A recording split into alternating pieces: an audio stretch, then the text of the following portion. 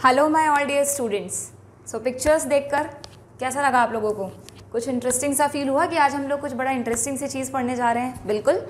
Animal kingdom हो सकता है आप लोगों को अभी तक बोरिंग लगता हो, 9th में भी आप लोगों ने इस चैप्टर को पढ़ा था, बट मैंने आपको प्रॉमिस किया था कि मैं इस चैप्टर को आपके लिए बहुत ही इंटरेस्टिंग बनाऊंगी and that's why I have included some pictures of the phylum Porifera, जो हमारे एनिमल किंगडम का सबसे पहला फाइलम है जिसे हम सबसे पहले स्टडी करेंगे। ठीक है, as you know Porifera word किसको इंडिकेट करता है? पॉरी मीन्स पोरस, क्योंकि ये जो एनिमल्स हैं बच्चों ये पोरस बॉडी शो करते हैं, that's why they are called Porifera. जो भी फाइलम हम पढ़ेंगे उसका आपको लिटरल मीनिंग पता होना चाहिए, जिससे आपको उसके मेंबर्स को ध्यान रखना इजी रहेगा। ठीक है, और जैसा कि आपको पिक्चर्स में दिख रहा है, yes they all show porous body. सभी की बॉडी पे आपको छोटे छोटे पोर्स दिख रहे हैं, एक बड़ा लार्ज पोर भी होता है ऊपर की तरफ। ठीक है, अदरवाइज स्मॉल पोर्स सभी की बॉडी पर प्रेजेंट है। ये इनके बॉडी का एक इंटरनल सेक्शन है जो अभी हम आगे समझेंगे बहुत ही अच्छे से। ठीक है, इसमें भी आपको क्लियरली दिख रहा होगा ये कुछ स्ट्रक्चर्स जो दिख रहे हैं जहाँ से पानी अंदर जा रहा है, दीज आर स्मॉल पोर्स। ये पूरी वॉल पे 3D में आप इमेजिन करें स्पॉन्जेस को, तो पूरी वॉल पर इस तरह के छोटे छोटे पोर्स प्रेजेंट होते हैं and one large pore will be present at the interior end. हर स्पॉन्ज का जो सबसे ऊपर वाला पार्ट होता है वहाँ पर एक बड़ा होल होता है। ठीक है, osculum, that we will study. But इन सभी पोर्स की प्रेजेंस की वजह से इस फाइलम को नाम दिया गया पॉरीफेरा। और क्योंकि ये दिखने में एक स्पॉन्ज के पीस की तरह होते हैं, ओके, दैट्स वाई इनका एक कॉमन नेम है पॉरीफेरा का स्पॉन्जेस। किसी भी नाम से नीट में क्वेश्चन आ सकता है। ठीक है, ये कौन कौन से स्पॉन्ज हैं वो हम बाद में डिस्कस करेंगे, एग्जाम्पल्स में मैं आपको दोबारा ये पिक्चर्स दिखाऊंगी। पहले हम पॉरीफेरा के कुछ जनरल फीचर्स डिस्कस कर लेते हैं। ओके, बहुत सारे फीचर्स हम लोगों ने डिस्कस किए अभी जब आपने लेवल ऑफ ऑर्गेनाइजेशन पढ़ा था लास्ट लेक्चर में, तो सबसे हमने एक सीक्वेंस बनाई थी बच्चों वहाँ पर कि जब हम किसी भी फाइलम के जनरल कैरेक्टर्स डिस्कस करेंगे तो उन्हें किन पॉइंट्स में डिस्कस करेंगे। ठीक है, तो सबसे पहला पॉइंट क्या था उसमें, if you remember? Yes, the first point was habit and habitat. Habit and habitat. Okay, habit क्या होती है इन एनिमल्स की, ध्यान रखिएगा। पॉरीफेरा में जो स्पॉन्जेस हैं वो हमेशा आपको जो भी पहली बात तो ये एक्वेटिक होते हैं, पॉरीफेरन सब एक्वेटिक हैं, they are no terrestrial form. और पानी में भी हमेशा आपको ये बॉटम लेयर्स में मिलेंगे जहाँ पर रॉक्स के पीसीज हैं या सबस्ट्रेटम हैं, बिकॉज इनका नेचर होता है कि ये बेस से रॉक से अटैच रहते हैं। सभी पिक्चर्स से क्लियरली आपको दिख रहा है, और इसके लिए हमने एक टर्म यूज़ किया था ससाइल। सो हैबिट क्या होगा इनका? They are sessile in nature. Habit हो गया इनका ससाइल और हैबिटेट रहेगा एक्वेटिक। एक्वेटिक में हमने कहा था कि हम देखेंगे कि मरीन है या फ्रेश वाटर है, तो आपने पढ़ा होगा कि स्पॉन्जेस सी लाइफ, जो समुद्र में जो नीचे ऑर्गेनिजम्स रहते हैं उनको जब हम पढ़ते हैं सी लाइफ, उनमें स्पॉन्जेस ज़्यादा मिलते हैं, तो दे आर यूजुअली मरीन। सिर्फ एक कुछ एक्सेप्शंस हैं जिनमें से एक मैं यहाँ एग्जाम्पल लिख देती हूँ। एक्वेटिक में they are marine, usually marine. ठीक है, नीट में इस तरह के स्टेटमेंट्स आते हैं डायरेक्टली। अगर एक्सक्लूसिवली मरीन लिखते ना हम, उसका मतलब होता कि कोई एक्सेप्शन ही नहीं है, ऐसे फाइलम भी हम पढ़ेंगे। बट यूजुअली मरीन मतलब mostly they are marine, but इसका एक एक्सेप्शन है, दैट इज स्पॉन्जिला। ठीक है, एक्सेप्शन हो गया इसका स्पॉन्जिला। ये एक स्पॉन्ज का एग्जाम्पल है जिसे हम आगे डिस्कस करेंगे। Spongilla is also known as fresh water sponge. जैसे एक बार नीट में क्वेश्चन आया, I don't remember the year, which of the following sponge is present in the Ganga river. ठीक है, तो बच्चों को लगा गंगा रिवर जैसा तो हमने कहीं कुछ पढ़ा नहीं कि किसी को गंगा रिवर स्पॉन्ज कहते हो, बट वहाँ सिंपली लॉजिक क्या था कि गंगा इज अ रिवर तो फ्रेश वाटर है, तो सिंपली ऑप्शन में स्पॉन्जिला गिवन था। ठीक है, तो इस तरह से ट्रिकी फॉर्म में क्वेश्चंस को कभी कभी पूछ लिया जाता है, कॉन्सेप्ट्स सेम रहते हैं। ठीक, आगे बढ़े, चलिए। हैबिट एंड हैबिटेट के बाद सेकेंड पॉइंट आता है इनका बॉडी फॉर्म, कि स्पॉन्जेस जनरली किस तरह के दिखते हैं। तो जैसा मैंने आपको अभी पिक्चर्स दिखाए, आपने देखा कि स्पॉन्जेस जो हैं वो मेनली सिलेंड्रिकल है, मोस्टली। हम ये नहीं कह रहे ऑल ऑफ देम, बट आप देखो ज़्यादातर है ना सिलेंड्रिकल बॉडी होती है इनकी। कुछ एक इस तरह से स्टोन्स की तरह दिखते हैं, otherwise they are cylindrical in nature. ठीक है, तो सिलेंड्रिकल होते हैं एंड सिलेंड्रिकल होने के साथ साथ ये इर्रेगुलर होते हैं, इसीलिए हम कहते हैं कि इनमें कोई सिमेट्री नहीं होती। Cylindrical and irregular forms. ठीक है, नेक्स्ट पॉइंट ले लेते हैं हम। बॉडी कैविटी के बाद हमारे बेसिस ऑफ क्लासिफिकेशन में, सॉरी बॉडी फॉर्म के बाद बेसिस ऑफ क्लासिफिकेशन में हमने डिस्कस किया था लेवल ऑफ ऑर्गेनाइजेशन। क्या था इनका लेवल ऑफ ऑर्गेनाइजेशन, ध्यान है सबको? यस, सेल्यूलर लेवल, यानी सेल्स प्रेजेंट हैं लेकिन वो आपस में इंटरेक्ट नहीं करेंगी, फ्रीली एक्ट करेंगी, हर सेल इंडिविजुअली फंक्शन करेगी, सेल्स टिश्यू या ऑर्गन नहीं बनाती हैं। देन लेवल ऑफ ऑर्गेनाइजेशन के बाद symmetry.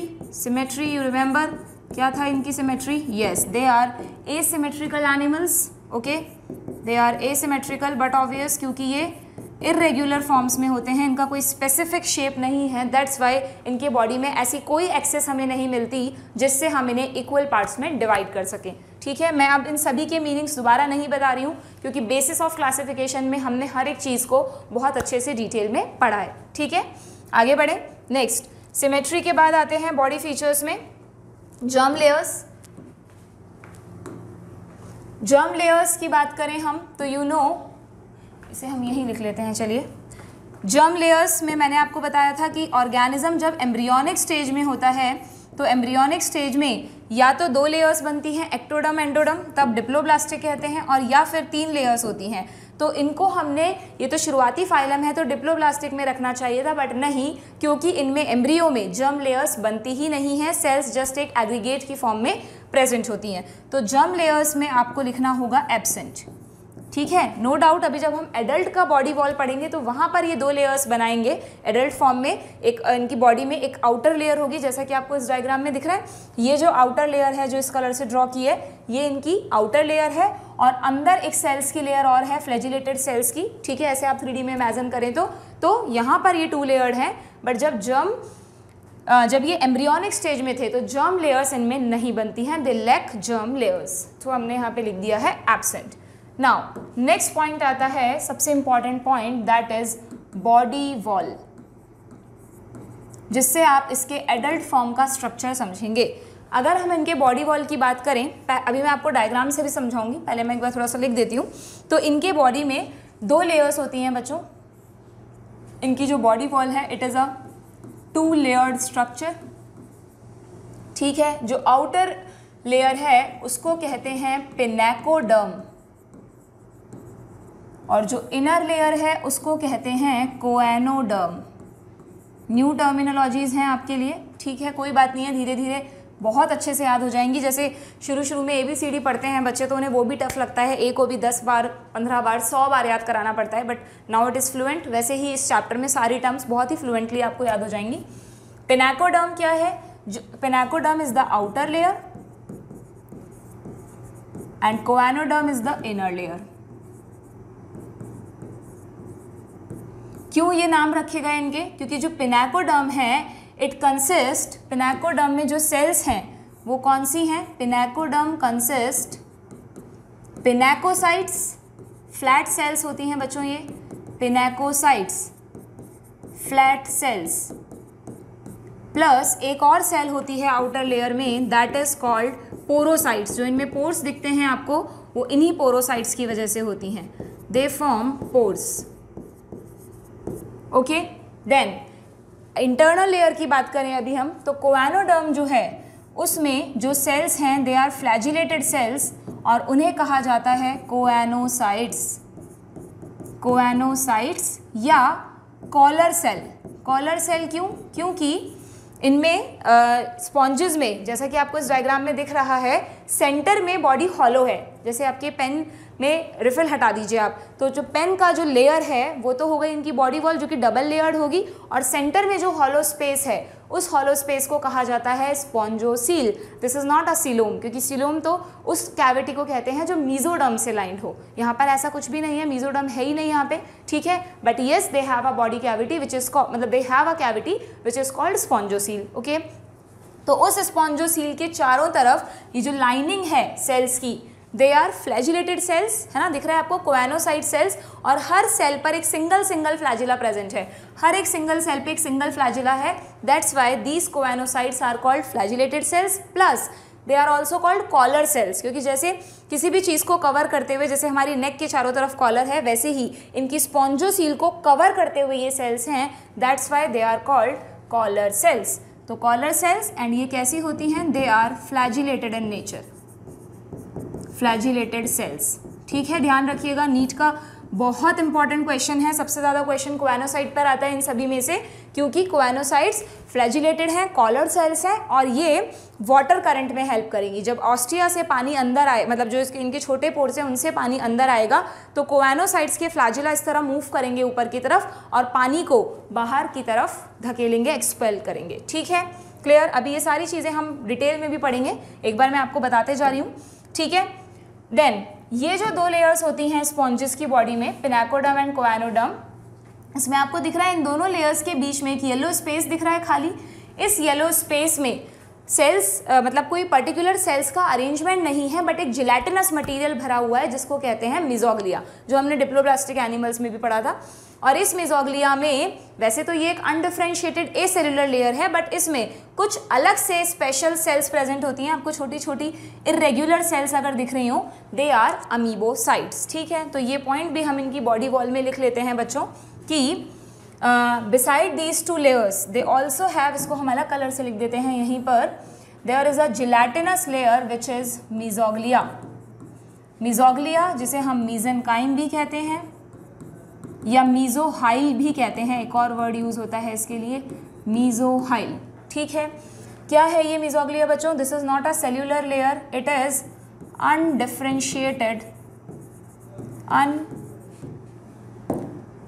undifferentiated gelatinous layer between body walls। ठीक है, इन दो वॉल्स के बीच की एक लेयर है ये। ओके, और क्या इसको हम बच्चों ऐसे इंडिकेट करते हैं जिससे आप लोग कंफ्यूज नहीं होंगे। जस्ट अ मिनट,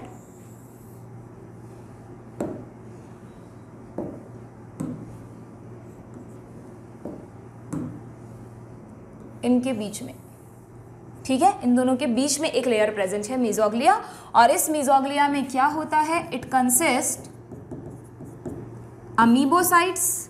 एक और तरह की सेल्स आ गई स्पॉन्जेस में, इनका नाम एनसीईआरटी में नहीं है बच्चों। अमीबोसाइट सिर्फ इसलिए क्योंकि ये इरेग्युलर होती हैं शेप में अमीबा की तरह, that's why they are known as amoebocytes. And amoebocytes के अलावा भी इस मेसोग्लिया में कुछ स्पीक्यूल्स लाइक स्ट्रक्चर, कांटों की तरह स्ट्रक्चर्स होते हैं जो स्पॉन्जेस को स्केलेटन देते हैं। क्योंकि आप देखो स्पॉन्जेस में कहीं भी कोई ऐसा स्ट्रक्चर नहीं है जो उन्हें स्ट्रेंथ प्रोवाइड करे, सिर्फ सेल्स की सिंपल लेयर है, तो स्पॉन्जेस तो बिल्कुल इजीली श्रिंक हो जाएंगे। उनकी बॉडी को सब, जैसे हमारी बॉडी को सपोर्ट करने के लिए हमारा स्केलेटल सिस्टम है, प्लांट्स में मैकेनिकल टिश्यूज़ हैं, कहीं ना कहीं हर जगह कुछ ना कुछ, या किसी में फ्लूइड्स भरे हैं, मतलब टिश्यू फ्लूइड्स हैं, तो वैसे ही स्पॉन्जेस को स्ट्रेंथ देने के लिए क्या होगा, इनके स्पॉन्जोसील में तो वाटर प्रेजेंट होता ही है, प्लस इनका जो मेसोग्लिया है उस मेसोग्लिया में कुछ प्रोटीन फाइबर्स और कुछ कैल्शियम के स्पाइन लाइक स्ट्रक्चर्स होते हैं जिन्हें कहा जाता है spicules. It consist spicules. What is spicules? Spicules हैं स्पाइनी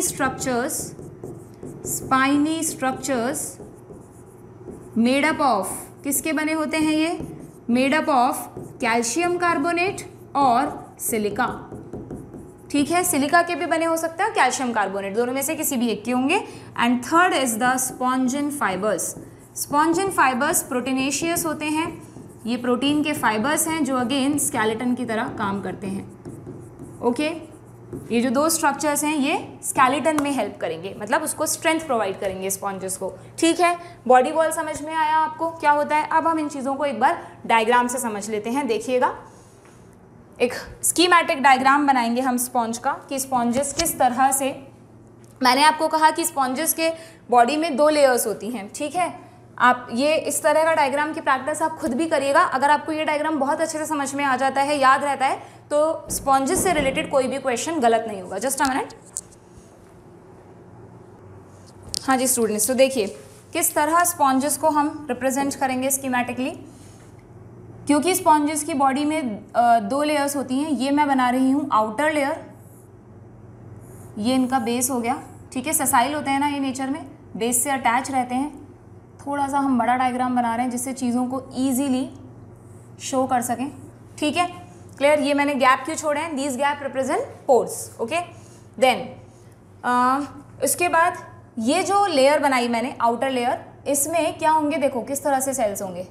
ये मैं फ्लैट सेल्स बना रही हूँ, ऐसा ज़रूरी नहीं है एक पार्ट में एक ही सेल है, बहुत सारे भी हो सकते हैं, ठीक है, but they are flat cells. ये फ्लैट सेल्स जो हैं ये क्या कहलाएंगे, अभी अभी मैंने आप लोगों को बताया, कुछ एक जगह पर ज़रूरी नहीं है हम बिल्कुल एकदम इक्वल इंटरवल पे पोल्स बनाए ही, हम इस तरह से भी ड्रॉ कर सकते हैं, ठीक है। सब्जेक्टिव एग्जाम में इस तरह के डायग्राम्स नहीं पूछे जाएंगे आपसे एनिमल किंगडम में, ये सिर्फ समझने के लिए, बट आप देखिएगा डायग्राम के बाद आपको ये सारी चीज़ें एकदम क्लियर हो जाएंगी। तो ये हमने बनाई पिनेकोडर्म, जो कि किसकी बनी है, पिनेकोसाइट्स की, प्लस मैंने एक सेल और बोला था इसमें कि इनमें पोरोसाइट्स भी होते हैं। पोरोसाइट्स कैसे होते हैं देखिएगा, पोरोसाइट्स के लिए हम एक डिफरेंट कलर ले लेते हैं, विच वन, दिस, ठीक है। सी, अगर ये पोर है तो ये पोर क्रिएट कैसे हुआ, 3D में इमेजिन करना, एक ऐसे ढोलक की तरह पोरोसाइट सेल है जो बीच में, मतलब चारों तरफ सेल है और बीच में से जहाँ पे मटेरियल भरा हुआ होता है ढोलक में, तो बट वहाँ से वो हॉलो है, तो वो पोर क्रिएट हो गया, ठीक है। मतलब ऐसा नहीं कि सेल हॉलो है, सेल तो जैसा सेल होता है वैसे ही है, बट उस सेल का शेप इस तरह का है कि उसके सेंटर में एक स्पेस क्रिएट हो जाता है यूं। अब मैंने यहाँ से कट कर दिया है अभी सेल के पार्ट को, यूं है, ठीक है। तो ये जो जगह है यहाँ से पानी अंदर जाता है, ये पोर क्रिएट हो गया, ओके। तो इसको हम कैसे बनाएंगे देखिए, अभी हम सिंपली इसे ऐसे बना देते हैं। ये एक सेल के सेक्शन में 2 पार्ट्स दिख रहे हैं आपको, ठीक है, क्लियर। ये क्या बना रही हूँ मैं, पोरोसाइट्स, दीज आर पोरोसाइट्स, जो कि क्या कर रही हैं, पोर्स क्रिएट कर, ये पोर क्रिएट हो रहा है, ये पोरोसाइट से क्रिएट हो रहा है,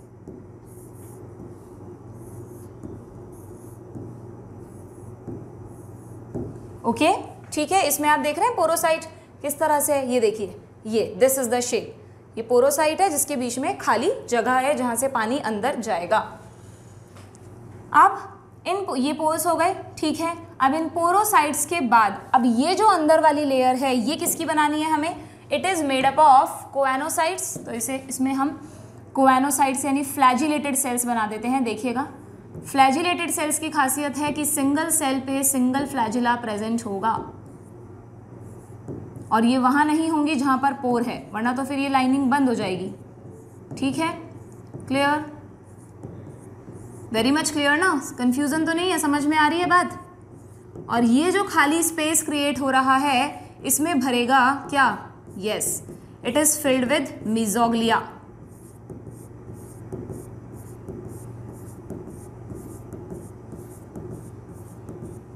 आ रहा है समझ में, पिक्चर क्लियर हो रहा है, स्पॉन्जेस का बॉडी स्ट्रक्चर किस तरह से होता है। आप ये मत समझिएगा ड्राइंग की क्लास चल रही है, these all will clear your basics in exam. आप तभी आंसर्स कर पाएंगे जब आप लोगों को ये सारे बेसिक्स पता होंगे बच्चों, otherwise it will not be possible for you. और यहाँ पर ये जो मैंने खाली जगह छोड़ी है ना, ये क्या होगा, ये होगी यहाँ इनका एक पोर, मतलब खाली जगह है तो कुछ नहीं है, बस हम ऐसे डैश डैश बना रहे हैं जिससे आपको एक पोर की तरह इमेजिन कर सके। ये एक होल है जहाँ से पानी, पोर है बड़ा पोर जहाँ से पानी बाहर निकलेगा, कभी भी इससे पानी एंटर नहीं करता है। इसका रीज़न अभी मैं बताऊंगी आपको, पहले आप इसको पूरा क्लियर कर लो, ओके।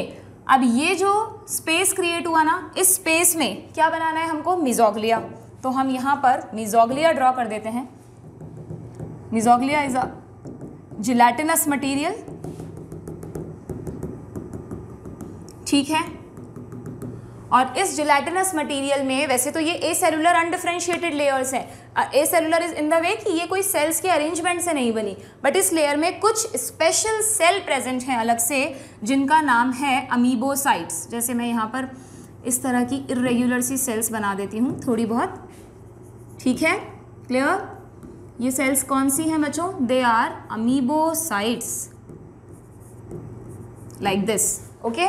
और इसी मीजोग्लिया में क्या है, इस तरह के स्पाइनस स्ट्रक्चर हैं जो बाहर की तरफ प्रोजेक्टेड हैं, ठीक है। ये प्रोटेक्शन का भी काम कर देंगे। कोई स्पॉन्ज के पास आएगा तो अपने स्पीक्यूल से उनको, मतलब स्पीक्यूल्स उसके चुभेंगे तो वो प्रेडेटर्स नहीं आएंगे, प्रोटेक्शन की तरह भी काम कर रहे हैं और स्केलेटन भी प्रोवाइड कर रहे हैं। और स्केलेटन के लिए इनमें हो गए ये स्पॉन्जिन फाइबर्स, ओके, समझ में आ गया। इनको लेबल कर देते हैं पहले। देखिए बाहर जो लेयर बनाई मैंने, दिस इज, ये कौन सी सेल्स हैं? पिनेकोसाइट्स। और इन्हीं पिनेकोसाइट्स के साथ हमने बनाई पोरोसाइट्स, है ना। और इस लेयर को हमने नाम दिया पिनेकोडर्म। पीपी बहुत इजी है याद रखना, ठीक है। पिनेकोडर्म में दोनों सेल्स पी से स्टार्ट हो रही है, पिनेकोसाइट्स एंड पोरोसाइट्स, ओके। वैसे तो उसमें ऐसा कुछ ट्रिक लगाने जैसा है नहीं, बट फिर भी।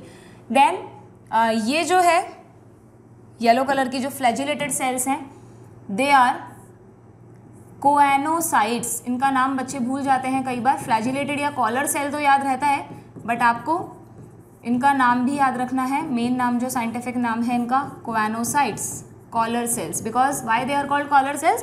Because they are making a collar, they are making a lining around spongocoel. और इस लेयर को आपने नाम दिया choanoderm, which is inner layer, है ना, ऊपर वाली आउटर लेयर थी। देन उसके अलावा ये आउटर वन, उसके अलावा जो सेंट्रल टिश्यू है इसको हमने नाम दिया मीजोग्लिया, ठीक है, या मीजनकाइम। और इस मीजोग्लिया या मीजनकाइम में क्या प्रेजेंट है? 3 तरह के structures. One is it consist amoebocytes, ठीक है। देन ये जिलेटिनस मटेरियल है, ये तो आपको ध्यान रखना ही रखना है, जिलेटिनस होता है ये, ठीक है। बट इसमें प्रेजेंट क्या क्या है? अमीबोसाइट्स हैं, देन स्पिक्यूल्स हैं, और स्पॉन्जन फाइबर्स हैं। एक मिनट बच्चों, थोड़ा सा इसको मैं मॉडिफाई कर रही हूँ जिससे हम इजीली इसको बना सकें, लेबलिंग कर सकें, हौच पौच ना हो आगे जाकर। एंड बच्चों प्लीज़ इस तरह के डायग्राम्स आप भी बनाइएगा। ऐसा नहीं है कि ऑनलाइन क्लास है तो आप बस इसका स्नैपशॉट रख लें, प्रिंट आउट निकाल लें, नथिंग लाइक दैट।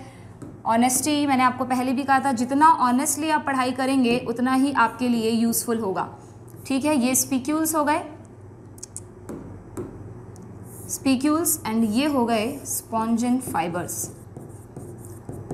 ये सब चीज़ें हम पहले भी लिख चुके हैं, बट इनके मेन पॉइंट्स डायग्राम में भी अगर लिखेंगे तो आपको ध्यान रहेगा। स्पिक्यूल्स मैंने आपको कहा कैल्शियम कार्बोनेट या सिलिका के बने होते हैं, और स्पॉन्जन फाइबर्स बने होते हैं प्रोटीन्स के, ओके। और जो अमीबोसाइट्स हैं ये क्या करती हैं बेसिकली, इनका फंक्शन क्या है, इनकी इंपॉर्टेंस क्या है?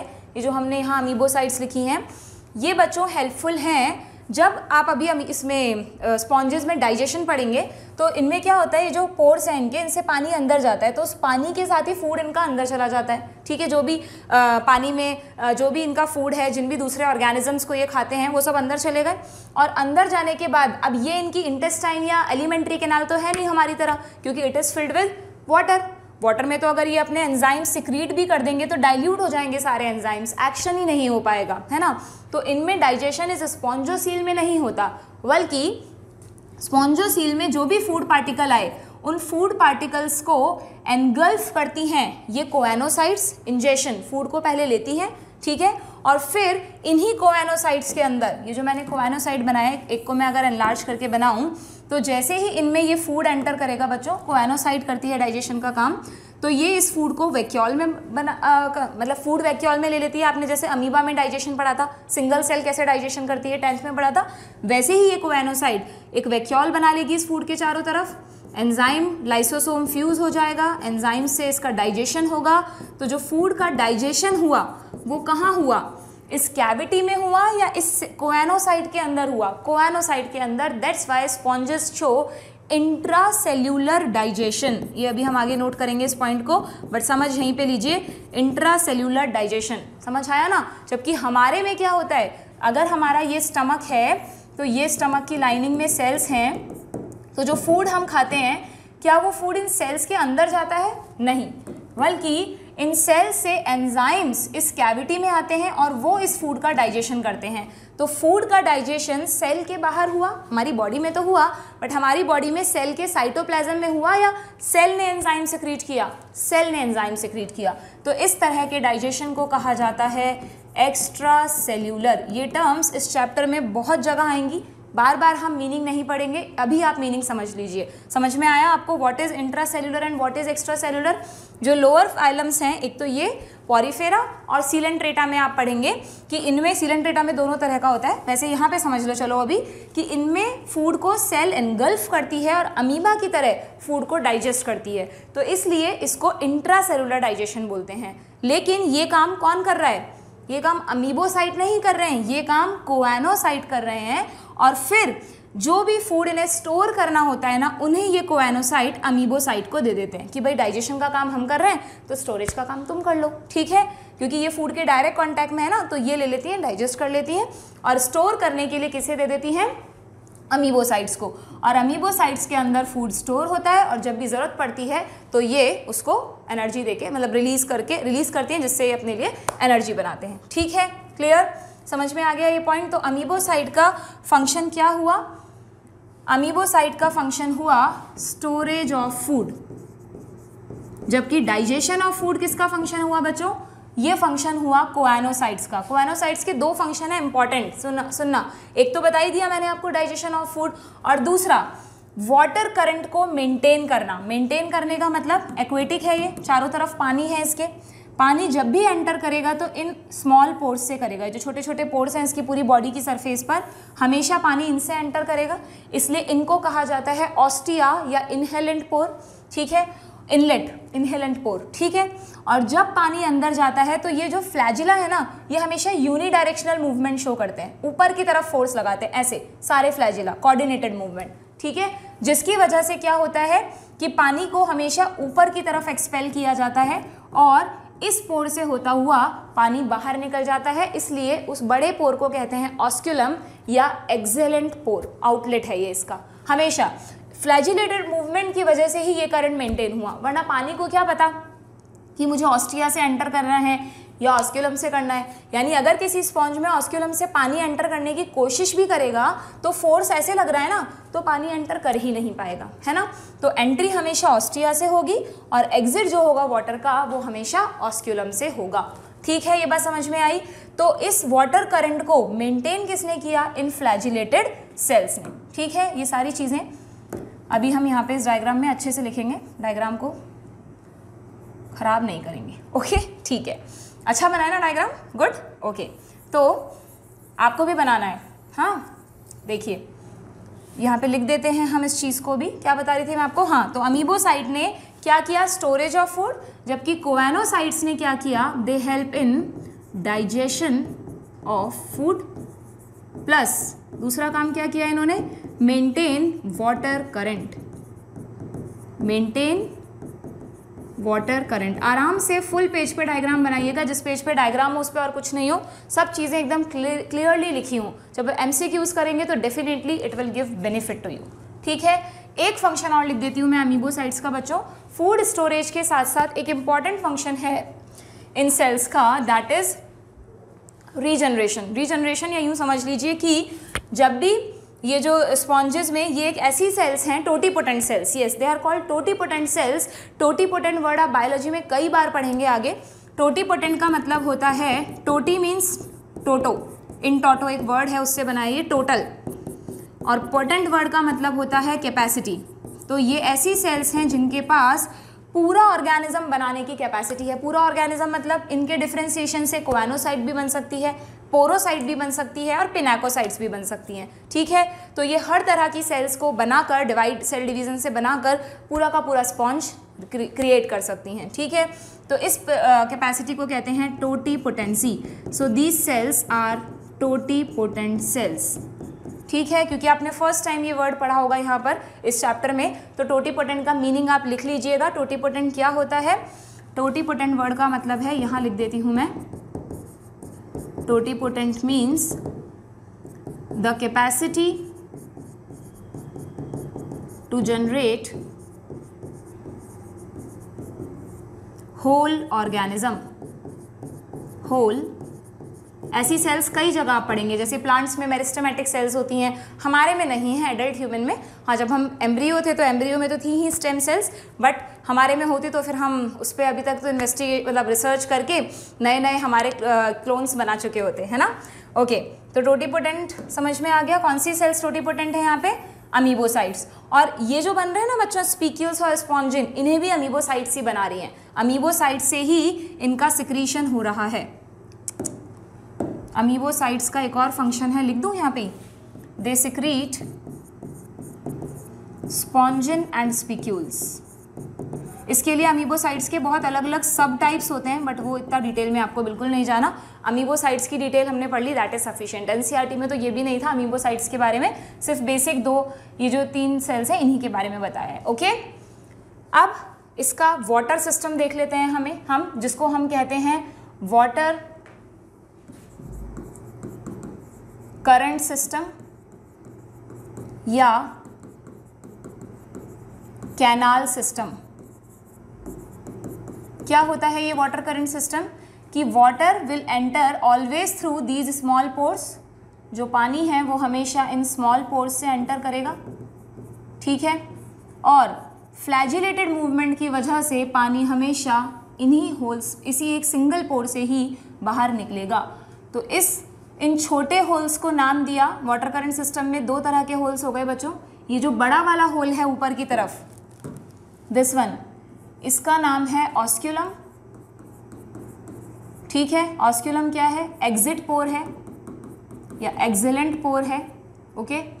और ये जो छोटे होल्स हैं इनका नाम है, जो पोरोसाइट्स ने क्रिएट करे हैं, तो मैं पोरोसाइट्स के कलर से लिख देती हूँ। ये वाले जो होल हैं जहाँ से पानी एंटर कर रहा है, they are ostia, inlet pores, inlet या इनहेलेंट भी बोल सकते हो आप।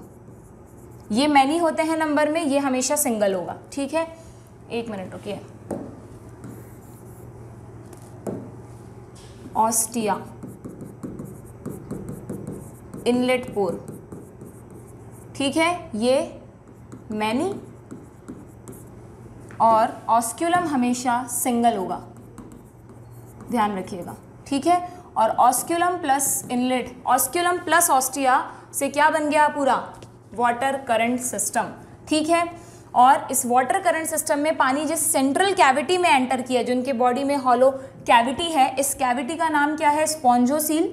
इसको मैं यहाँ लिख देती हूँ, चलिए ऐसे लिख लेते हैं, स्पॉन्जोसील, ठीक है, क्लियर।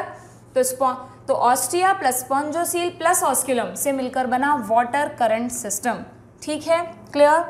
तो इसमें क्या इसके फंक्शंस हैं, किस किस चीज़ में हेल्पफुल है ये वाटर करंट सिस्टम, देखिएगा functions of this water current system.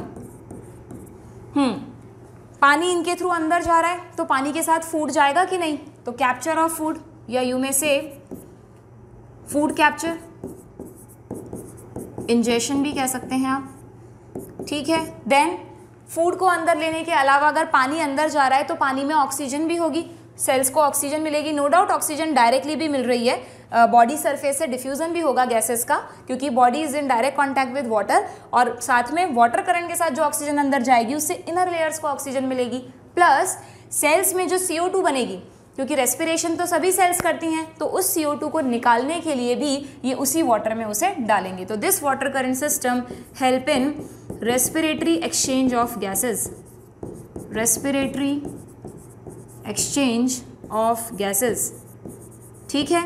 इसके अलावा और क्या करेगा ये वाटर करंट सिस्टम, कि जो भी इन सेल्स में CO2 बन रही है वो तो रेस्पिरेशन का पार्ट हुआ, प्लस इन सेल्स में वेस्ट प्रोडक्ट्स भी तो बन रहे होंगे ना। जब आप फिजियोलॉजी पढ़ेंगे तो आप पढ़ेंगे कि कोई भी लिविंग ऑर्गेनिज्म हो, चाहे वो सिंगल सेल्ड अमीबा हो, चाहे वो पॉरीफेरेंस हो, या हायर एकदम जो हाई लेवल पे बिलोंग करते हैं ह्यूमन्स कॉर्डेट्स हों, सभी में जब सेल्स के अंदर रिएक्शंस चलती हैं तो उन मेटाबॉलिक रिएक्शन के बाय प्रोडक्ट्स बनते हैं जो कि बॉडी के लिए वेस्ट होते हैं, जैसे अमोनिया, यूरिया, यूरिक एसिड। तो उसको रिमूव करने के लिए अलग अलग जगह अलग अलग तरह के सिस्टम्स होते हैं, जैसे हमारे में एक्सक्रीटरी सिस्टम है, बट ये तो बहुत ही सिंपल टाइप के एनिमल्स हैं, इनमें तो टिश्यू ही नहीं है, तो ये काम भी सेल्स को ही करना पड़ेगा। सेल्स खुद अपने अपने वेस्ट प्रोडक्ट को पानी में डाल देती हैं इसी वाटर करंट में, या अगर बाहर वाले सेल्स हैं तो वो डायरेक्टली बॉडी सरफेस के थ्रू अमोनिया गैस को डिफ्यूज़ कर देंगी, ठीक है। सिंपली बस अमोनिया को ये डिफ्यूज़ कर देते हैं। So this water current system also helpful in removal of waste, जो भी इस सेल्स में अमोनिया आएगी वो पानी के साथ अमोनिया बाहर निकल जाएगी, ठीक है। Removal of waste that is excretion, ठीक है। एंड लास्ट एक और फंक्शन होता है इस सिस्टम का, इस वाटर करंट सिस्टम का, दैट इज गैमीट ट्रांसफर। ये मैं आपको रिप्रोडक्शन में समझाऊंगी कि क्यों इनको गैमीट ट्रांसफर की ज़रूरत हुई है, कि किस तरह का फर्टिलाइजेशन शो करते हैं। But yes, this is again the function of, जब भी इनमें गैमीट्स बनेंगे तो उन गैमीट्स को भी वाटर में डाल दिया जाएगा और पानी के थ्रू वो गैमीट्स बाहर चले जाएंगे या दूसरे स्पॉन्ज में एंटर कर जाएंगे, ठीक है। So these are the functions of water current system. समझ में आ गया आप लोगों को ये पॉइंट, ठीक है। ध्यान रखिएगा, गड़बड़ नहीं होना चाहिए बच्चों। हम यहाँ इस तरह का साइन नहीं लगाते हैं। ये हो गया आपका। तो मैंने लगभग कोशिश की है कि सारे पॉइंट्स इसी डायग्राम में कवर हो जाएं, ठीक है। और जो कुछ रह गया वो अभी हम थ्योरी में भी लिख लेंगे। इसे आप नोट डाउन करिए तब तक। Yes, you have to draw it. Okay, done. चलिए अब ये तो हमने बॉडी, कौन सा पॉइंट था, बॉडी वॉल। बॉडी वॉल में हमने डिटेल में समझ लिया कि स्पॉन्जेस का बॉडी स्ट्रक्चर किस तरह से होता है। अब आते हैं हम नेक्स्ट पॉइंट पर। इसके बॉडी कैविटी के बाद क्या था हमारा नेक्स्ट पॉइंट, 7th हम लेते हैं कैविटी। तो कैविटी आपने देखा ही बच्चों कि इनमें नो डाउट सीलोम तो नहीं है, सीलोम इज एब्सेंट। ये पॉइंट नोट करना बहुत ज़रूरी है बार बार, क्योंकि सीलोम पे क्वेश्चंस आते हैं। But spongocoel is present, spongocoel is present. और उसका क्या फंक्शन है, किस तरह वाटर करंट को, उसमें से वाटर करंट का फ्लो होता है, वो सब हम डायग्राम में समझ चुके हैं। ओके, तो नेक्स्ट पॉइंट पर आते हैं हम। कैविटी के बाद अब सिस्टम्स की बात कर लेते हैं। बॉडी स्ट्रक्चर तो हमने समझ ही लिया कि ये अपने फंक्शंस कैसे परफॉर्म कर रहे हैं। सेलुलर लेवल ऑफ ऑर्गेनाइजेशन है, तो हर एक फंक्शन सिंगल सेल करेगी। सबसे पहले डाइजेशन। तो डाइजेशन में यू नो डाइजेशन किस तरह का हो रहा है इनमें, इंट्रा सेल्यूलर। और कौन कर रहा है, बाय कोएनोसाइट्स, है ना। लेकिन फूड को स्टोर कौन कर रहा है, स्टोरेज ऑफ फूड जो हो रहा है वो करेंगी amoebocytes, by amoebocytes. Then digestion के बाद सांस कैसे लेंगे ये, रेस्पिरेशन। मतलब इनके पास हमारी तरह ब्रीदिंग सिस्टम तो है नहीं, बट जिंदा रहने के लिए सेल्स को ऑक्सीजन चाहिए। तो O2 CO2 का जो एक्सचेंज होगा वो सिंपली या तो वाटर कैनाल सिस्टम के थ्रू होगा, वाटर करंट सिस्टम। पानी जब अंदर आएगा तो अपने साथ O2 लाएगा, बाहर जाएगा तो CO2 ले जाएगा। और या फिर simply body surface, diffusion by, diffusion होगा गैसेस का, diffusion through body surface. Diffusion तो आपको पता ही है क्या होता है, एक्सचेंज ऑफ सेल्स या sorry exchange of materials from one region to other, ठीक है। केमिस्ट्री में आपने इसकी डिटेल पढ़ी होंगी, डिफ्यूजन थ्रू बॉडी सरफेस। ये कई सारे फाइलम में पॉइंट अभी रिपीट होगा बच्चों, डिफ्यूजन वाला, ठीक है। जब तक वेल डेवलप्ड स्ट्रक्चर नहीं आते तब तक एनिमल्स इसी तरह से रेस्पिरेशन करते हैं। सर्कुलेशन की बात करें हम तो सर्कुलेशन में क्या होगा बताइए। सर्कुलेशन में इनके पास कोई अलग से बॉडी फ्लूइड्स तो है नहीं, तो सर्कुलेशन में सिंपली जो वाटर कैनाल सिस्टम में वाटर है उसी के हेल्प से सर्कुलेशन होगा, वाटर करंट सिस्टम, यही इनमें सर्कुलेशन का मोड है, ठीक है। बाकी नो नीड ऑफ सर्कुलेशन, क्योंकि चीज़ों को ज़्यादा सेल को एक्सचेंज तो करना नहीं है, हर सेल इंडिपेंडेंटली फंक्शन कर रही है।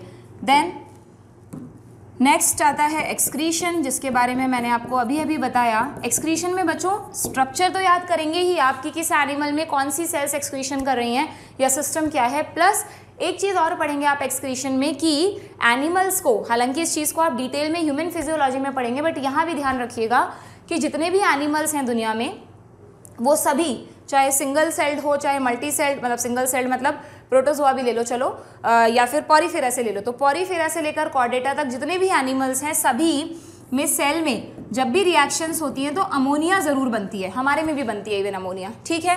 अब कुछ एनिमल्स तो इस अमोनिया को डायरेक्टली रिलीज कर देते हैं, ऐसा वो एनिमल्स करते हैं जो पानी के डायरेक्ट कॉन्टैक्ट में है, क्योंकि अमोनिया एक पॉइजनस गैस है। तो पानी में जाते ही डाइल्यूट हो जाएगी और इसका जो पॉइजनस नेचर है वो कम हो जाएगा। सोचो अगर हम लोग सीधा अगर हमारे स्किन से अमोनिया गैस डायरेक्टली निकलती तो अमोनिया एयर में मिक्स हो जाती और अमोनिया जो कि पॉइजनस गैस है वो एयर को टॉक्सिक कर देती। इसलिए टेरेस्ट्रियल फॉर्म्स कभी भी अमोनिया को डायरेक्टली एक्सक्रीट नहीं करते। एक्वेटिक में अमोनिया को कर भी सकते हैं डायरेक्टली या कन्वर्ट भी कर सकते हैं। आप एक्वेटिक फॉर्म में हर तरह के एग्जाम्पल्स पढ़ेंगे, ठीक है। तो और एनिमल्स के पास क्या ऑप्शन है कि जो अमोनिया बनी या तो सीधा उसको एक्सक्रीट कर दें, ऐसे एनिमल्स कहलाते हैं अमोनोटेलिक एनिमल्स, ओके। या जब धीरे धीरे इवोल्यूशन होता गया तो नेचर ने सोचा कि कुछ फॉर्म्स में ऐसा करते हैं, अमोनिया को कम टॉक्सिक फॉर्म में कन्वर्ट कर लेते हैं। तो उनकी बॉडी में इस तरह के स्पेशल सिस्टम्स बने, ऑर्गन्स बने, जिनमें सेल्स से अमोनिया बनकर उस पर्टिकुलर ऑर्गन में आ गई और उस ऑर्गन ने अमोनिया को या तो यूरिया में बदल दिया या यूरिक एसिड में बदल दिया। अगर यूरिया में बदल दिया तो ऐसे एनिमल्स कहलाते हैं यूरियोटेलिक, जैसे हम यूरिया को वाटर में डिसॉल्व करके यूरिन बना और यूरिन को एक्सक्रीट किया। और अगर यूरिक एसिड में कन्वर्ट किया तो कहलाते हैं यूरिकोटेलिक। यूरियो एंड यूरिको बहुत माइन्यूट सा डिफरेंस है, ठीक है। यूरिकोटेलिक का बेस्ट एग्जांपल है रेप्टाइल्स एंड बर्ड्स, और भी आएंगे इन्वर्टिब्रेट्स में भी, बट रेप्टाइल्स और बर्ड्स में यूरिक एसिड जो कि सेमी सॉलिड वेस्ट की फॉर्म में निकलता है, दैट इज यूरिक एसिड। तो ये 3 अलग अलग तरह के एनिमल्स होते हैं। ये चीज़ें आपको अभी इस चैप्टर में नहीं नोट करनी, बट क्योंकि ऐसी टर्म्स आपको ऑप्शंस में मिल सकती हैं इसलिए मैंने यहाँ पर बताया। ये आप पढ़ेंगे फिजियोलॉजी में विद एग्जाम्पल्स। पूरे एनिमल्स को कंपेयर करेंगे हम, कौन अमोनो है, कौन यूरियो है और कौन यूरिको है। तो यहाँ पर हम लिख देते हैं कि जो स्पॉन्जेस हैं उनमें एक्सक्रीशन होता कैसे है बच्चों, या तो वाटर करंट सिस्टम से, इसको मैं WCS लिख देती, कोई बात नहीं, या और डिफ्यूजन थ्रू बॉडी सरफेस, ठीक है। और किस चीज़ को एक्सक्रीट करते हैं ये, दे आर अमोनोटेलिक। जब आप बाद में सारे एग्जाम्पल्स कोरिलेट करेंगे तो वहाँ पे आपको हेल्पफुल रहेगा। एक बार यहाँ भी लिख लेते हैं हम इस चीज़ को, ठीक है। आगे बढ़े। देन एक्सक्रीशन के बाद नेक्स्ट आता है, just a minute, excretion, okay. Excretion के बाद नेक्स्ट आता है स्केलेटन, है ना। स्केलेटन क्या है इनका मैंने आपको बताया। वैसे तो ये स्पॉन्जेस की तरह होते हैं, सॉफ्ट होते हैं, लेकिन इनमें स्पिक्यूल्स और स्पॉन्जिन फाइबर्स इनके बॉडी को स्ट्रेंथ देते हैं। स्पिक्यूल्स एंड स्पॉन्जिन फाइबर्स, मैं आपको कई बार बता चुकी हूँ, स्पॉन्जिन फाइबर्स प्रोटीनेशियस होते हैं और जो स्पिक्यूल्स हैं ये या तो कैलकेरियस होते हैं। कैलकेरियस मतलब इस तरह के वर्ड्स आते हैं नीट में ऑप्शंस में, तो आप कंफ्यूज मत होइएगा। अगर कैलकेरियस हैं तो वाइट इन कलर, और अगर स्पिक्यूल्स सिलीशियस हैं, सिलीशियस का मतलब होता है सिलिका के बने हैं, तो फिर दे आर ट्रांसपेरेंट, ठीक है। जैसे कांच सिलिका का बना है, ग्लास, तो वो ट्रांसपेरेंट है, वैसे ही स्पिक्यूल्स भी। देन और spongin fibres are made up of proteins. जितनी बार चीज़ों को लिखेंगे उतनी बार ही चीज़ें याद होंगी। इस चैप्टर का एक ही तरीका है याद करने का, okay. Then next, I think कहीं से भी बोरिंग जैसा नहीं है, आप इंटरेस्टिंग बना के पढ़ेंगे चीज़ों को तो वो अपने आप इंटरेस्टिंग बन जाएंगी, ठीक है। नेक्स्ट, स्केलेटन के बाद नर्वस कंट्रोल की अगर हम बात करें तो मैंने आपको बताया, शुरू में बताया था कि लास्ट लेक्चर में, कि ये अकेला ऐसा फाइलम है जहाँ किसी भी तरह का नर्वस कंट्रोल या सेंस ऑर्गन्स नहीं है, ठीक है। बहुत ही प्रिमिटिव टाइप हो गया ये इस फाइलम में, क्योंकि nervous control is completely absent, ठीक है। सबसे पहला जो जाल बना नर्व्स का, प्रिमिटिव नेट, वो हाइड्रा सीलेंट्रेटा में बना था, इसकी नेक्स्ट वाला phylum. Next point, reproduction. Reproduction में आपको याद होगा हमने कहा था हम 3 सब हेडिंग्स में रिप्रोडक्शन को पढ़ेंगे। फर्स्ट इज द सेक्सुअलिटी, तो ये बाइसेक्सुअल होते हैं। बाइसेक्सुअल का मतलब मोनोशियस, एक ही बॉडी में मेल फीमेल गैमीट्स बना लेते हैं। लेकिन अगर हम इनमें फर्टिलाइजेशन की बात करें तो फर्टिलाइजेशन करते वक्त ये क्रॉस फर्टिलाइजेशन शो करेंगे। मैंने आपको लास्ट लेक्चर में बताया था कि अगर एक स्पॉन्ज में भी दोनों गैमीट बन रहे हैं और दूसरे में भी दोनों गैमीट प्रेजेंट हैं तो फिर ये आपस में ही फर्टिलाइजेशन कर लेते ना। बट इसकी वजह से वेरिएशंस नहीं आ पाएंगे, और अगर वेरिएशन नहीं आ पाए तो स्पीशीज़ इवॉल्व नहीं हो पाती हैं। इसलिए नेचर ने इनमें कुछ ऐसा सिस्टम किया जिसकी वजह से अगर इसने मेल गैमीट बना के तैयार कर भी लिए तो अभी इसके फीमेल गैमीट तैयार नहीं हैं। तो ये जब तक फीमेल गैमीट बनेंगे तब तक तो ये मेल गैमीट खत्म हो जाएंगे, गैमीट्स की एज बहुत कम होती है। और ऐसा ही कुछ दूसरे स्पॉन्ज में हुआ, किसी स्पॉन्ज में फीमेल गैमीट रेडी है बट मेल गैमीट्स अभी तक नहीं बने हैं। तो उस केस में क्या होगा कि एक जो स्पॉन्ज ए और स्पॉन्ज बी दोनों सेम स्पीशीज़ के होने चाहिए बट ऑब्वियस, तो ये स्पॉन्ज अगर इसके मेल गैमीट रेडी हैं तो ये मेल गैमीट्स को बनाकर अपनी स्पॉन्जोसील के पानी में डाल देगा और पानी के साथ मेल गैमीट बाहर निकल जाएंगे। बहुत ज़्यादा नंबर होना चाहिए उनका, और रेंडमली वो पानी में फ्लो करेंगे। और क्योंकि स्पॉन्जेस आसपास एक कोई ना कोई स्पॉन्ज, अगर जो भी स्पीशीज़ है, मान लो ये साइकॉन है तो उस पानी में कहीं ना कहीं और साइकॉन भी तो होंगे। तो जब वो मेल गैमीट तैरते हुए इसके ऑस्टिया से अंदर एंटर करेगा ना पानी, तो वो मेल गैमीट भी उस पानी के साथ अंदर चले जाएंगे। और क्योंकि यहाँ पर फीमेल गैमीट प्रेजेंट है तो मेल और फीमेल गैमीट का फर्टिलाइजेशन हो जाएगा and there will be formation of zygote. तो ये बाइसेक्सुअल है, still they are showing cross fertilization and internal fertilization. External नहीं, पानी में नहीं हो रहा फर्टिलाइजेशन, पानी को गैमीट ट्रांसफर के लिए यूज़ कर रहे हैं ये, है ना। लेकिन जैसे प्लांट्स में गैमीट ट्रांसफर किससे होता है? पॉलिनेशन से। हायर एनिमल्स कॉपुलेशन करते हैं, मेटिंग करते हैं, बट ये जो लोअर एनिमल्स हैं, यहाँ पर पॉलीफेरा की हम बात कर रहे हैं, तो ये अपने गैमीट्स बनाकर पानी में डालते हैं, बट पानी में बाहर नहीं रहते वो गैमीट पानी के थ्रू दूसरे स्पॉन्ज की बॉडी में एंटर करके अगर वो सेम स्पीशीज़ का है तो ओवा से फर्टिलाइज कर जाते हैं। ठीक है, तो ये कौन सा फर्टिलाइजेशन हुआ? इंटरनल। ध्यान रहेगा ये कॉन्सेप्ट आप लोगों को। इस पॉइंट को हम लिख लेते हैं पहले। हाँ, मोड ऑफ रिप्रोडक्शन में, तो मोड ऑफ रिप्रोडक्शन में हमने कहा था 2 पॉइंट्स हम पढ़ेंगे। ये तो मैंने आपको सेक्सुअल रिप्रोडक्शन समझाया, एसेक्सुअल भी तो होता है इनमें। तो एसेक्सुअल रिप्रोडक्शन में कौन कौन से तरीके से ये सेक्सुअली रिप्रोड्यूस कर सकते हैं बच्चों? स्पॉन्जेस फ्रेगमेंटेशन कर सकते हैं, मैंने फर्स्ट चैप्टर में बताया था आपको, या आपने अपने 9th-10th में भी पढ़ा होगा। जब बॉडी स्पॉन्टेनियसली छोटे छोटे फ्रेगमेंट में डिवाइड हो जाए और हर फ्रेगमेंट से नया ऑर्गेनिज्म बन जाए। क्यों? ये कब पॉसिबल है? Because they have totipotent cells, amoebocytes. ठीक है, और या फिर they also show internal budding. आपने यीस्ट में तो बडिंग पढ़ी होगी, उसमें तो बड एक्सटर्नली बनती है ना यीस्ट में इस तरह से, बट ये ऐसे एक्सटर्नल बड्स नहीं बनाते, इनके बॉडी में इंटरनली एक बड बनती है और उस इंटरनल बड को कहते हैं जेम्यूल। ये आप 12th में डिटेल में पढ़ेंगे। अभी सिर्फ नाम याद कर लीजिए कि अगर बाई चांस नीट में जब आप क्वेश्चंस की प्रैक्टिस करेंगे तब अगर इस तरह का टर्म हो तो ध्यान रखिएगा, gemmules are form in sponges. और सेक्शुअल रिप्रोडक्शन कैसे करते हैं? ये जो मैंने आपको बताया कि सेक्सुअल में गैमीट ट्रांसफर हो जाएगा और फिर क्रॉस फर्टिलाइजेशन शो करेंगे, cross fertilization and internal fertilization. ठीक है, बस मेन पॉइंट ही लिख लेते हैं, पूरा थ्योरी तो लिखनी नहीं है हमें, इस पर कोई थ्योरेटिकल क्वेश्चन तो बनेगा नहीं कि आपको एक्सप्लेन करना है पूरा, है ना। And C is the development. Development में मैंने आपको बताया था कि जाइगोट डेवलपमेंट करते वक्त लार्वा बना रहा है या नहीं। क्या ट्रिक थी? अगर लार्वा बन रहा है, एक डिस्टिंक्ट स्टेज आ रही है, तो दैट इज इनडायरेक्ट डेवलपमेंट, और डायरेक्टली अगर एडल्ट जैसा ऑर्गेनिज्म बन जाए जाइगोट से तो दैट इज डायरेक्ट डेवलपमेंट। तो स्पॉन्जेस जो सबसे लोअर फाइलम है इसमें लार्वल स्टेज प्रेजेंट होती है, that's why it is which type of development?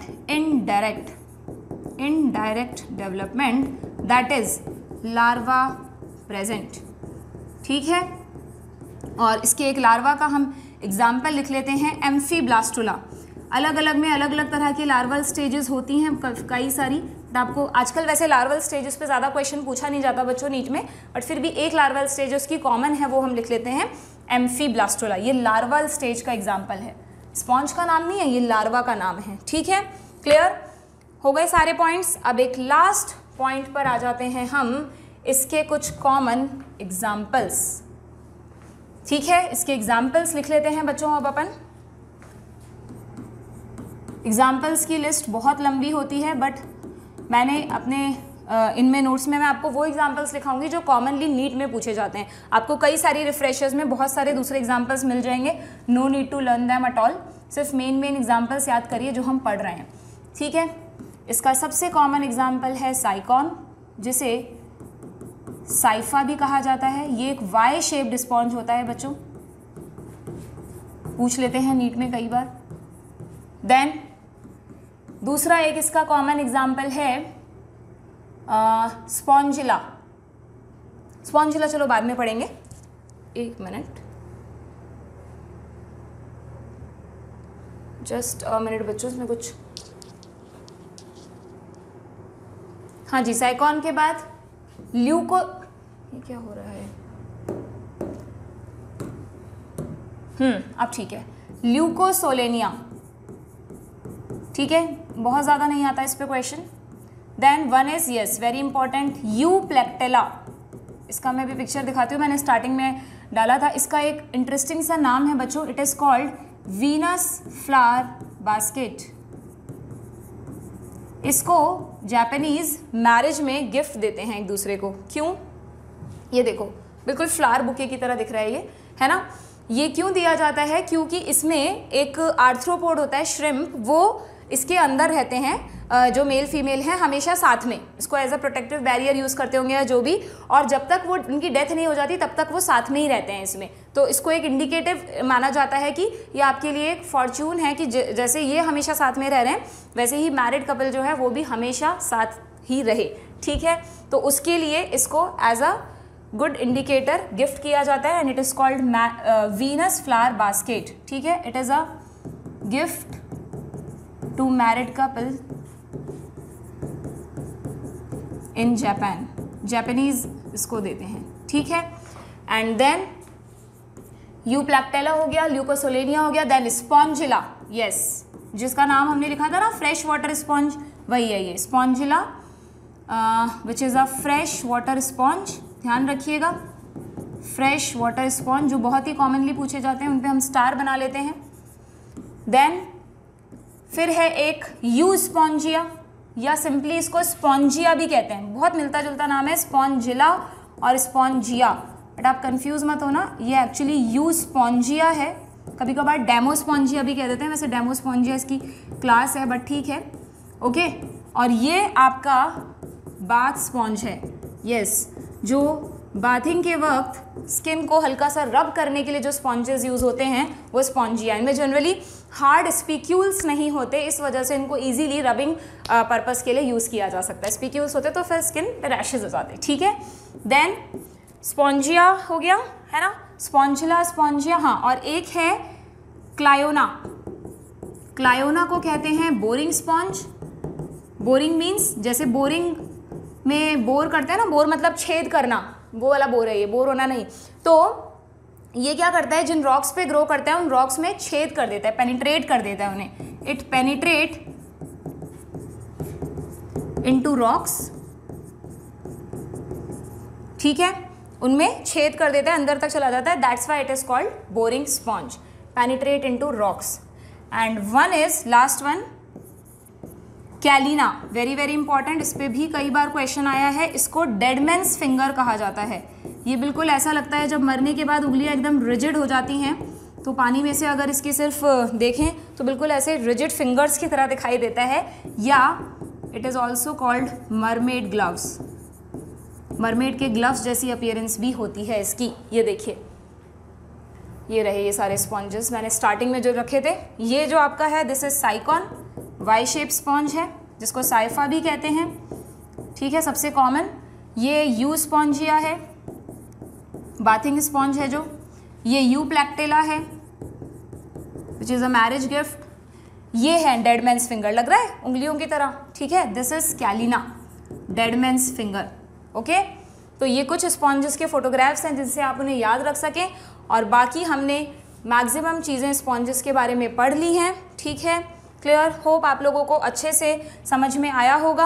अगर हम एक बार शॉर्ट में इसका रिव्यू देखें तो स्पॉन्जेस क्या हैं? Sponges are asymmetrical, without germ layers, body cavity में सीलोम नहीं है, स्पॉन्जोसील है, और बॉडी वॉल की बात करें तो they have 2 layers, outer is the pinacoderm, inner is the choanoderm. Choanoderm में कोएनोसाइट्स हैं जो कि फ्लैजिलेटेड सेल्स हैं जिनसे ये अपने वाटर करंट को मेंटेन करेंगे।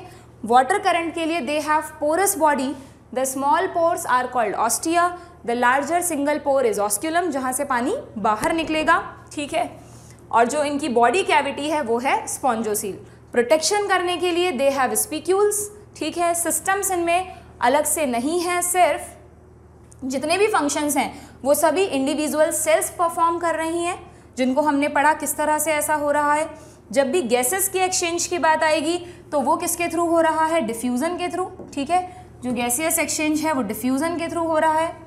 एंड रिप्रोडक्शन में हमने देखा कि ये बाइसेक्सुअल हैं, एक ही बॉडी में दोनों तरह के गैमीट बनते हैं। स्टिल ये सेल्फ फर्टिलाइजेशन शो ना करके क्रॉस फर्टिलाइजेशन शो करते हैं, बिकॉज गैमीट्स का मैचुरेशन अलग अलग टाइम पर होता है। उसके लिए भी कई सारी टर्म्स होती हैं, डाइकोगैमी, प्रोटोएंड्री, प्रोटोगाइनी, बट वो सब आपको अभी यहाँ पर डिटेल में पढ़ने की ज़रूरत नहीं है। बस आपको रीज़न पता होना चाहिए क्यों क्रॉस फर्टिलाइजेशन कर रहे हैं, क्योंकि गैमीट्स का मैचुरेशन अलग अलग टाइम पर हो रहा है, ठीक है। और लार्वल स्टेज बनाते हैं अपने डेवलपमेंट में, and these are some common examples, okay, ठीक है। अब ये सारी चीज़ें आपको लर्न करनी है।